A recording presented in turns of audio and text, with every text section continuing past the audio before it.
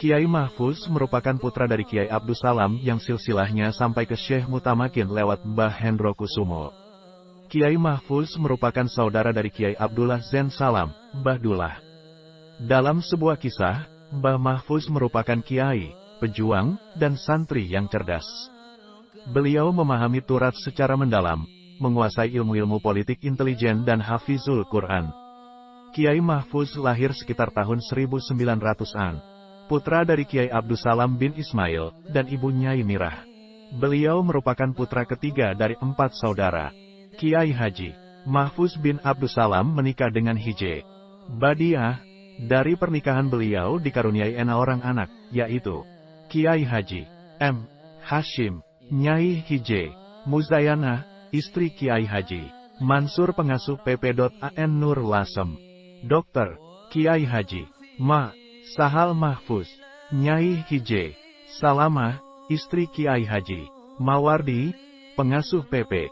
Bugel Jepara, kakak istri Kiai Haji Abdullah Salam, Nyai Hije Fadilah, istri Kiai Haji Radis Soleh Jakarta, Nyai Hije Khadijah, istri Kiai Haji Madah, pengasuh PP.As Sunia, Jember, yang juga cucu Kiai Haji Nawawi, adik kandung Kiai Haji Abdussalam, kakek Kiai Haji Sahal. Kiai Mahfuz wafat di Fort William I, Ambarawa, pada tahun 1944 m.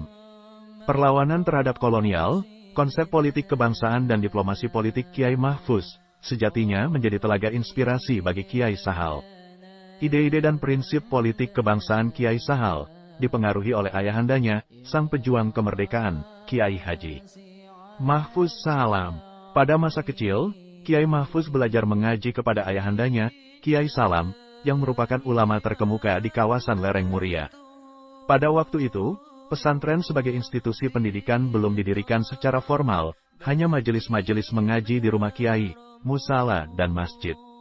Masjid Kajen, yang menjadi warisan arkeologis dan situs Islam, peninggalan Syekh Mutamakin menjadi referensi kegiatan keagamaan di kawasan Kajen. Perguruan Islam Mataliul Falah, baru didirikan pada 1912. Mengiringi beberapa pesantren tua lainnya, semisal Tebuireng, didirikan Syekh Hashim Asy'ari pada 1899.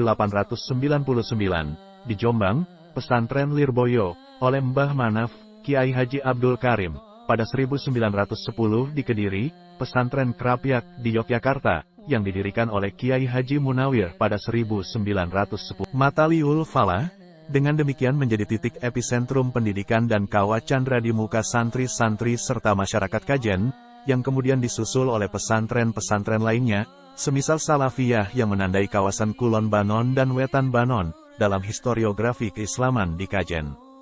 Kiai Mahfuz berperan penting dalam proses pendidikan Kiai Sahal, terutama pembentukan karakter dan wawasan kebangsaan. Guru beliau, Kiai Abdussalam bin Ismail, ayah Kiai Sahal, mengungkapkan, dalam kisah yang dituturkan Neng Tutik Nurul Janah bahwa ayahandanya, Kiai Mahfuz sebenarnya menjalankan strategi diplomasi politik dengan Belanda. Ketika masih kecil, Kiai Sahal sering melihat tamu-tamu pembesar Belanda datang ke rumah ayahandanya, untuk berdiskusi dan terlibat perbincangan membahas masalah politik maupun keagamaan. Kiai Mahfuz berbicara dengan tamu Belanda, menggunakan bahasa Melayu, bahasa yang belum banyak dipakai orang pribumi Jawa masa itu. Uniknya, Kiai Mahfuz belajar bahasa Melayu dari para santrinya. Beliau, acap kali mengundang santrinya untuk membaca koran berbahasa Melayu, hingga mengerti maksud dan ungkapan-ungkapannya. Inilah, metode belajar dari Kiai Mahfuz untuk mengakses jendela pengetahuan dan pergerakan nasional masa itu. Beberapa kali orang Belanda datang ke rumah, dan diterima dengan baik oleh Bapak, ungkap Kiai Sahal, sebagaimana dikisahkan oleh Tutik Nurul Janah. Lalu, apa sebenarnya yang melatar belakangi diplomasi politik Kiai Mahfuz dengan mendekati bahkan bekerja sama dengan pembesar Belanda? Tidak lain dan tidak bukan, adalah motivasi politik.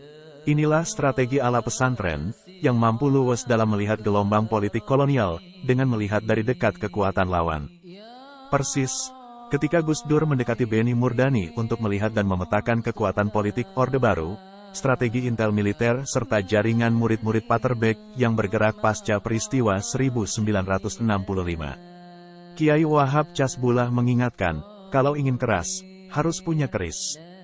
Maksudnya, strategi politik yang canggih dengan melawan secara frontal atau melawan dengan lembut, harus dimulai dulu dengan mengukur kekuatan diri sendiri sekaligus memetakan kekuatan lawan. Dengan demikian, Kiai Mahfuz berusaha mendekat dengan pejabat Belanda untuk mengetahui strategi, gerakan hingga kerja-kerja intelijen Belanda, PID, Politik Inlichtingendienst dan RIT, Regionale Inlichtingendienst, yang saat itu bergerak lincah. Selain itu, Kiai Mahfuz juga ingin agar pesantren Mataliul Falah tidak dikubur sebelum berkembang oleh rezim kolonial Belanda. Motivasi politik yang dimaksudkan di sini adalah kebutuhan Belanda untuk berhubungan baik dengan tokoh-tokoh yang dianggap memiliki pengaruh kuat di lingkungannya dengan tujuan meredam dan memata-matai tokoh tersebut agar tidak mematik bergolakan di kalangan Republik. Di sisi lain, kedekatan ini cukup menguntungkan, terutama bagi keberlangsungan lembaga pendidikan yang dipimpin oleh Kiai Mahfuz, yakni Perguruan Islam Mataliul Falah. Akan tetapi, hubungan retak terjadi antara Kiai Mahfuz dengan birokrat Belanda, ketika munculnya peristiwa Pegadaian. Peristiwa ini ditandai dengan kondisi yang tidak kondusif pada masa itu, dengan banyaknya perampokan dan penjarahan terhadap toko serta pasar. Melihat kondisi ini, dengan latar belakang ekonomi warga Muslim di kawasan Pati kelas menengah ke bawah, Kiai Mahfuz menginisiasi dengan memerintahkan santri-santri untuk ikut menjaga Pegadaian, agar asetnya tidak dijarah oleh orang-orang yang tidak berhak dan dirusak oleh amuk massa. Peristiwa Pegadaian terjadi pada kisaran tahun 1940-an. Pada masa itu, politik ekonomi Belanda sedang mengalami pergolakan, terutama menjelang Perang Dunia II. Militer Jepang sedang merangsek untuk memperluas wilayah politik dan keamanan di kawasan Asia Tenggara. Pondasi ekonomi dan politik kolonial di wilayah Hindia Belanda terancam dengan ekspansi militer Jepang. Pada masa itu, Pegadaian merupakan salah satu kunci ekonomi di daerah Pati, selain pasar tradisional dan toko-toko kelontong milik pengusaha China. Pegadaian sebenarnya merupakan aset dari pemerintah Hindia Belanda untuk memberi modal cepat bagi petani dan nelayan. Barang-barang milik petani dan warga kecil, banyak yang disimpan di Pegadaian untuk digadaikan agar mendapat pinjaman uang. Terang saja, langkah ini membuat pejabat Belanda marah, karena aset mereka diambil oleh santri-santri dan dibagikan kepada penduduk. Pemerintah Belanda mengalami kerugian, apalagi pabrik gula di Pakis dan Prangkil, masa itu tidak bisa diandalkan hasilnya, karena situasi politik yang tidak stabil. Aksi Kiai Mahfuz semakin membuat marah Belanda, ketika beliau dengan santri-santrinya menyerang Rumah Sakit Kristen, RSK, di Tayu. Rumah sakit ini dianggap sebagai pusat konsolidasi politik dan juga basis kristenisasi di lereng Muria. Dengan menyerang Rumah Sakit Kristen, Kiai Mahfuz setidaknya mendapatkan dua keuntungan, yakni melemahkan basis kekuatan politik Belanda dan mengendurkan moral serdadu Hindia Belanda. Setelah berjuang melawan kolonial, akhirnya Kiai Mahfuz ditangkap oleh militer Belanda. Beliau kemudian dipenjara, dan dipindah ke penjara Ambarawa, hingga kedatangan militer Jepang. Ketika mengantar adiknya, Kiai Abdullah Salam mondok mengaji kepada Kiai Said, Pamekasan Madura, Kiai Mahfuz ikut menemani adiknya selama 2 minggu. Hal ini dilakukan untuk menghibur dan menjaga adiknya agar kerasan mondok.